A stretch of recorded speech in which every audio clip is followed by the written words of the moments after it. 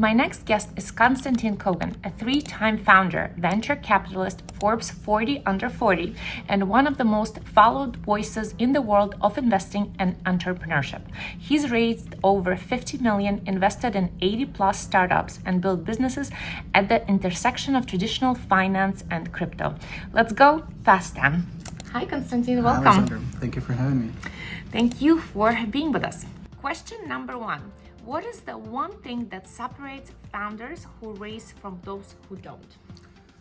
The one who raise actually are not stopping to raise, tenacity that separates them, ability to follow up like 10 times, 15 times, 25 times, as long as they get the result, ability to actually model their pitch to a degree that they understand the problems of a VC or family office or whoever they're raising from.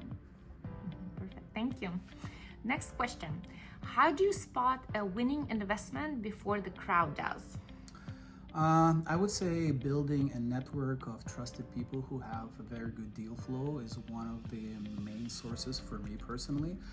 Pre-vetted deals from like a lot of traditional VCs. I have a lot of closed groups where we share those deals, and that's probably one of the best.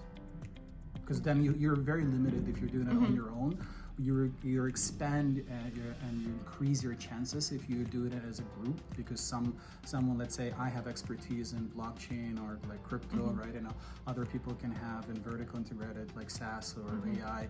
Other people have like in biotech, like, so we enrich each other's analysis by sharing the deal flow. Perfect, thank you so much. Okay, we're at the question number 3. Where's the real money being made in the next 5 years, and where are people wasting time? I would say is always an intersection of new technology, right? When you are early on in the most trending narratives and you understand exactly what's going to be the next big thing, right? So you have to be also in the right rooms, right? With the right founders, with the right investors. And yeah, you have to take risks. Without risk, there is no exponential growth. Yes, that's for sure. Thank you. Next question. Does personal brand actually open doors, or is it mostly a noise? And I mean, obviously from a person who has like 500,000 followers on Instagram, we definitely want to know the answer to this question. I think it depends. Like if you use it wisely, it does, right? And for me, I started to develop my brand as a kind of a side project. So it was not the main goal. For me to build relationship with people, right? That was my passion, right? So, and naturally it gravitated towards something where I add more value and people want to kind of be friends and help each other, right? So it's like, it's not the main purpose, right? So if it happens naturally, what you're sharing actually resonates with people, then I would say it's a great opportunity to expand your brand. If you do it artificially just for the followers, I would not recommend it. Question number 5. At what point does scaling your business break it, and how do you prepare for that? The honest answer, I don't think it's possible to prepare for this. Like if you have, like if you're doing something that it will not break at some point of your, like, that means your idea is too small. There is no possible way that you are in a blue ocean. You're building a new vertical, you're building a new market, you're expanding, you're conquering the new territory, and you can anticipate all the steps. That means you're doing like something that is predictable, and you're in red ocean where everyone else is like already having an edge. If you're doing something exceptional, something new, you will have a lot of things that will break. And the difference will be like, how will you respond to this? That's all. Yeah, makes sense. Thank you. What do most people fundamentally misunderstand about crypto and DeFi? They misunderstand a lot about crypto, so that's why I'm not going to go there. And decentralized finance, I think, is one of those topics that are largely misunderstood generally. I think it's something that is the next generation, the evolution of traditional finance, and we have now incredible opportunities where you can get, let's say, access to money market funds, to treasury bills on chain with a minimum check of $100, like, and an equivalent, let's say, in stable coins, USDT. And that, from the wealth preservation perspective, especially in the economies where, let's say, they have 70% inflation rate, 40% inflation rate. At least in Europe, we see it in countries like Ukraine because of the war. In Venezuela, 500% inflation. Argentina, 100%. When you have the opportunity just to preserve the value of your money and having a rate of return, let's say 4 to 10% in US dollar, it's no longer just a speculative tool. It's a existential tool to have a hedge against your own government. So that, I think, is one of the biggest things that people are missing. It's not only speculative. Actually, I was reading a report today that the biggest usage of crypto right now is stablecoins. 70 to 80% of usage of entire crypto market is actually like daily transactions is in stablecoin. And those are remittances. Those are families who are sending money like in Latin America and Eastern Europe, Southeast Asia, and it's cheaper, better, faster. So I would remove the focus from speculation and I would try to learn how this industry transforms the day-to-day lives. Yes, that's definitely a good point. Thank you. How does understanding human behavior change how you read markets? Well, that's my passion. So behavioral economics, behavioral psychology is a really, really interesting topic because we all have biases. Like, and just the difference is like whether we are aware of them or not. So if you're aware of them, that gives you unfair advantage, like, you know, toward just being more empathetic, being more kind. I was talking to a friend recently, and I told her, like, you know, like kindness is a choice, and it's also a result of inner work. And I think nowadays a lot of investors equally look at importance of not just like your idea or the team, the target addressable market. They look at you as a human being. They look at is your emotional intelligence as high as your operational capability? So I think that understanding those biases, understand that we're intrinsically judgmental, that we have a lot of other like flaws. The more you know yourself, the better you're equipped towards challenges that you will face inevitably. Right. No, I totally agree with that. I actually had recently a conversation with somebody, and she said for the highest positions, like CEOs or something, only 10% is important to know specific technical skills, and 90% is all about your emotional intelligence and how you can relate to people and so on. So, which is a lot. Yeah. I was very surprised, to be quite honest, to know that, but it makes sense. Okay, next question. When you are running multiple ventures at once, like you do, how do you decide where your attention goes? That's a great question. I think, well, there are different ways how to approach it. One way is like where the most impact you can have, like, you know, towards your, you know, revenue streams, towards the impact to the world, right? You know, in my case, my main focus right now is on my hedge funds. As I told you right now, Holistic Capital takes most of my time right now. The secondary business is media, right? You know, my podcasts, you know, like Holistic Investments, and then other like aspects of my personal branding.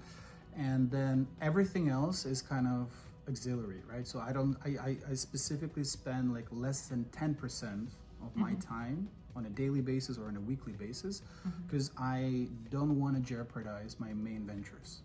So if you have enough discipline to understand that your time is the biggest asset you have, right? So you understand that the equivalent of your impact and your efforts will exponentially increase your chances of success.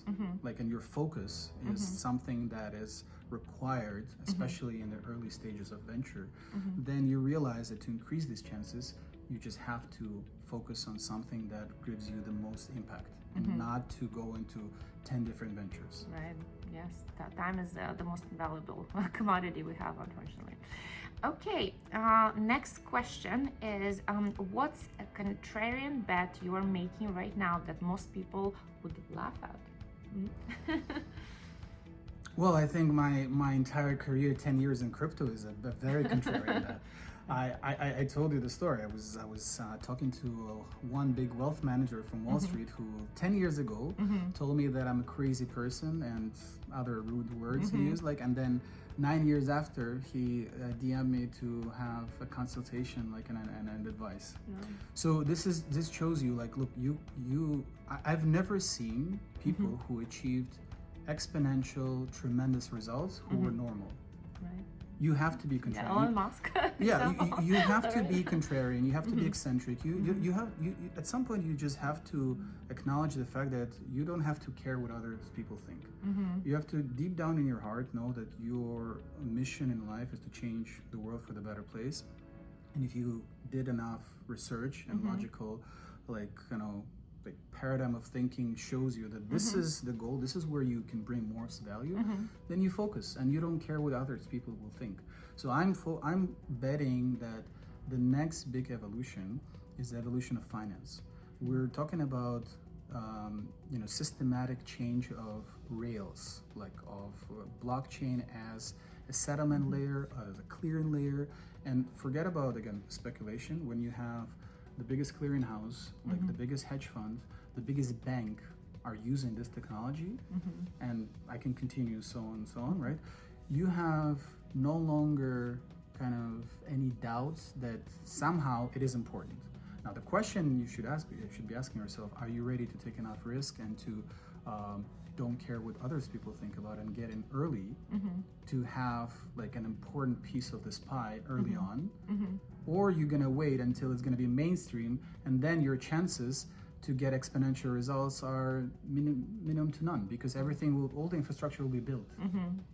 So that's the only thing you have to consider. Like, you have to take risks now in order to, and you have to be contrarian in order to have exponential results. It doesn't work the other way around. No, I agree. Thank you. Okay, and the last question. What does access mean to you, and how do you get it if you are starting from zero?